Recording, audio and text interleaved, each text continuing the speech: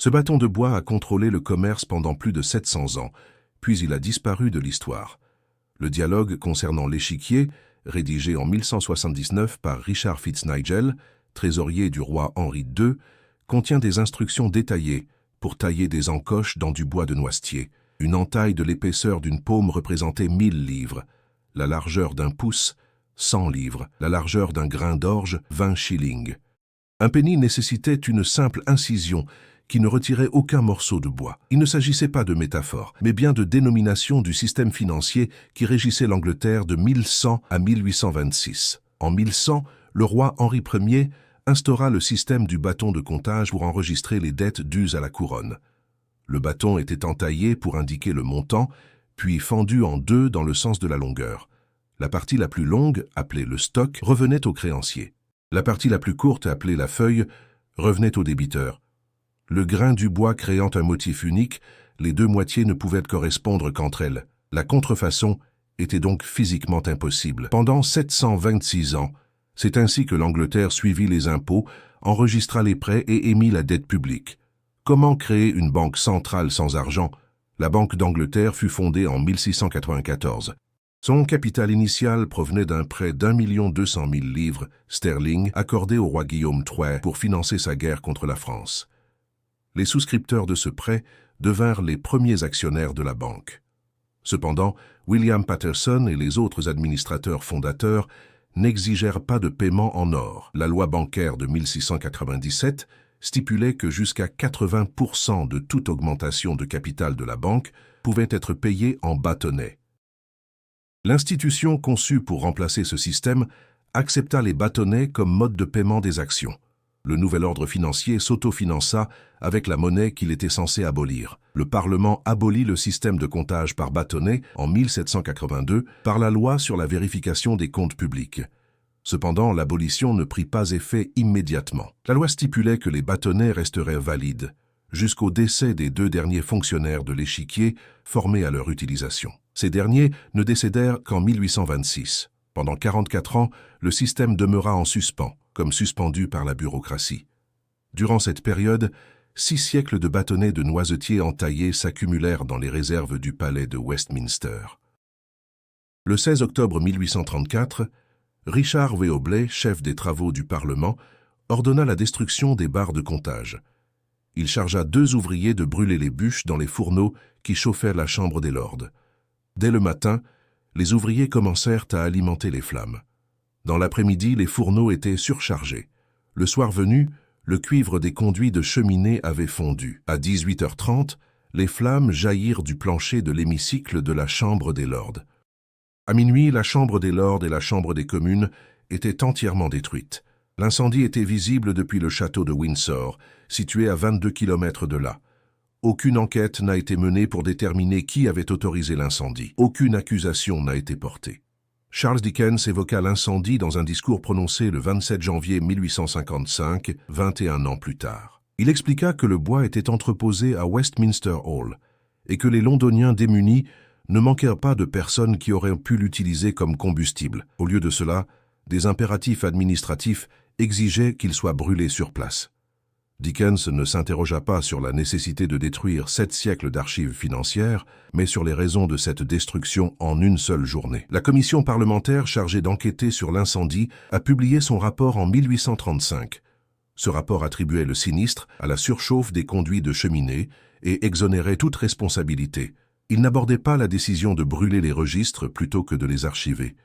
Il n'expliquait pas pourquoi des siècles de monnaie légale nécessitaient d'être incinérés. La commission s'est davantage attardée sur la description de l'architecture du toit que sur celle du contenu des décombres. Alfred Smith, chirurgien en chef de la Banque d'Angleterre, écrivait en 1850 qu'aucun employé de la banque ne se souvenait plus du mode de lecture des billets. 16 ans après l'incendie, la mémoire institutionnelle avait disparu.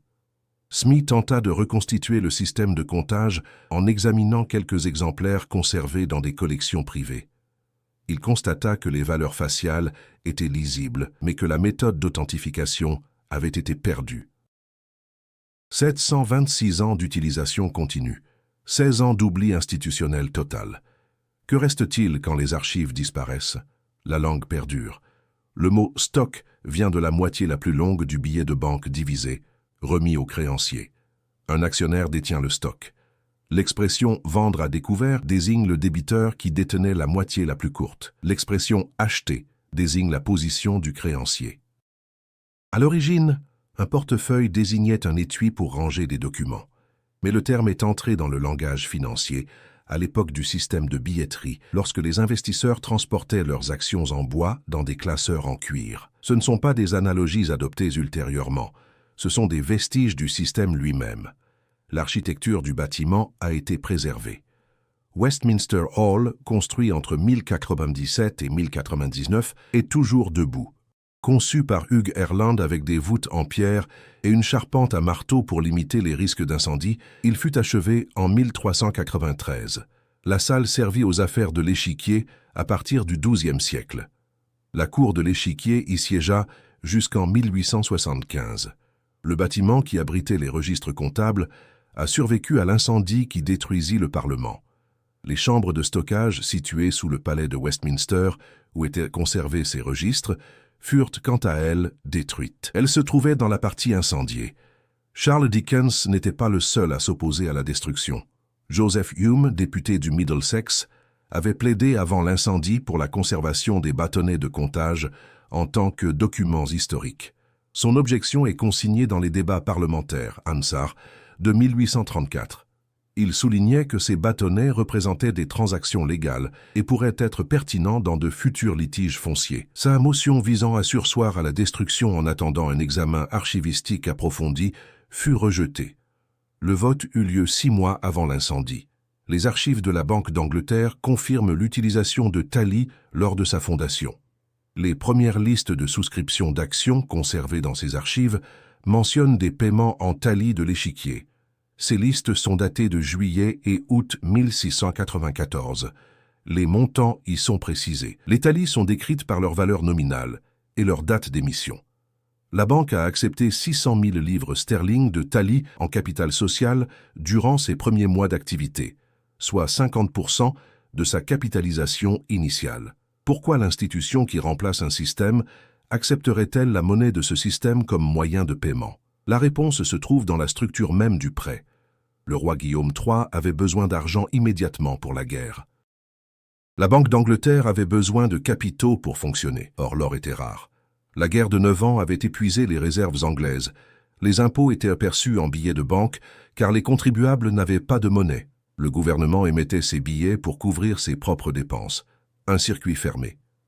La Banque d'Angleterre accepta les billets de banque car c'était le seul moyen de paiement dont disposait le gouvernement. La banque monétisa la dette du roi en la convertissant en actions. Le premier acte de la Banque centrale fut de convertir une forme de reconnaissance de dette publique en une autre. Il ne s'agissait pas d'un remplacement, mais d'une traduction. L'architecture de la dette publique n'a pas changé en 1694, elle a simplement été remaniée. Le système de la comptabilisation des créances permettait à la couronne d'émettre directement des titres de créance auprès de ses sujets, sous une forme pouvant circuler comme monnaie. La Banque d'Angleterre autorisait la couronne à émettre des titres de créance auprès d'une institution qui pouvait émettre des billets en contrepartie. La structure sous-jacente demeurait la même, un roi avait besoin d'argent qu'il ne possédait pas et un créancier acceptait une promesse de paiement ultérieure. La différence résidait dans l'intermédiaire. La grande refonte des monnaies de 1696 permet de contextualiser cette période.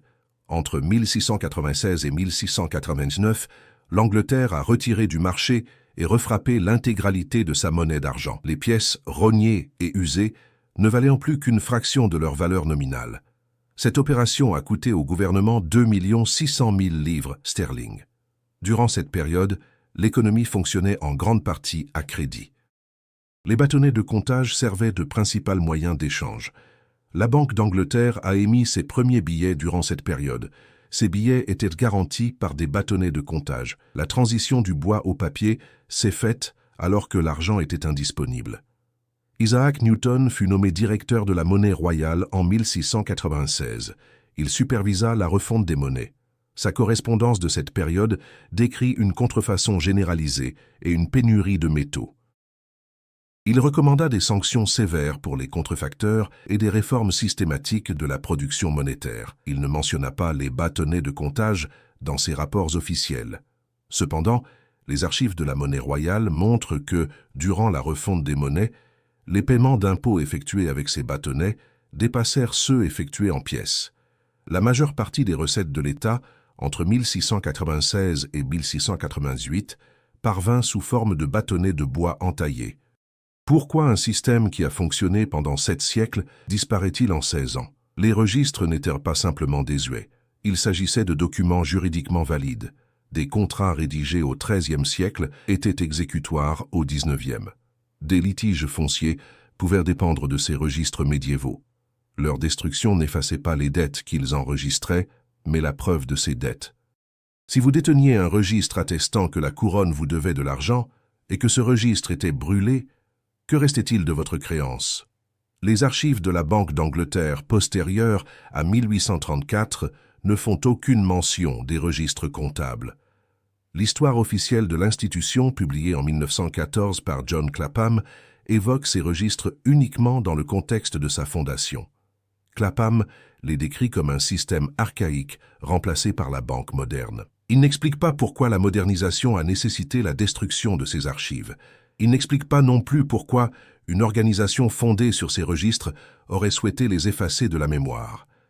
L'incendie du Parlement en 1834 fut le plus important à Londres, entre le grand incendie de 1666 et le Blitz de 1940. Visible dans tout le sud de l'Angleterre, il fut immortalisé par des artistes et décrit dans les journaux. Pourtant, les enquêtes officielles se concentrèrent sur les défaillances architecturales et non sur les décisions administratives. La destruction des compteurs fut considérée comme une évidence.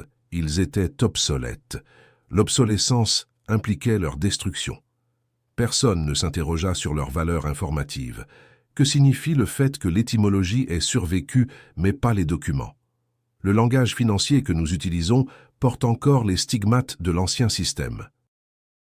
Une action est un morceau de bois. Une obligation désignait à l'origine la liaison de deux moitiés. Une part représentait une fraction d'un bien divisé. Le plafond de la dette, expression américaine moderne, désigne une limite imposée aux emprunts, mais son origine conceptuelle remonte aux contraintes matérielles de la comptabilité traditionnelle. On ne pouvait émettre qu'autant de bâtonnets de comptage qu'on avait de bois à couper et d'espace pour les stocker. Ce langage présuppose un objet physique qui n'existe plus. L'échiquier existe toujours. Il fait désormais partie du Trésor. Le poste de chancelier de l'échiquier demeure le deuxième plus important du gouvernement britannique. Mais le mot « échiquier » vient du latin « scacarium », qui désignait le tissu à carreaux utilisé pour compter les pièces et les jetons. Le tissu a disparu. Les jetons ont disparu. Le nom, lui, subsiste. L'institution ne conserve de ses outils que le nom. En 1987, des ouvriers rénovant le palais de Westminster découvrirent une cache de bâtonnets de comptage dans une chambre scellée. Datés entre 1660 et 1826, ces bâtonnets avaient survécu à l'incendie. La découverte fut relatée dans un bref article du Times le 14 mars 1987. L'article précisait que les bâtonnets seraient examinés par des historiens et déposés aux archives parlementaires. Aucun article de suivi ne parut jamais. Il ne figure pas dans le catalogue des archives parlementaires. Une demande d'accès déposée par des chercheurs en 2003 resta sans réponse. Si ces bâtonnets existent encore, ils ne sont pas accessibles au public. Quel système de gouvernement exige que ses propres archives soient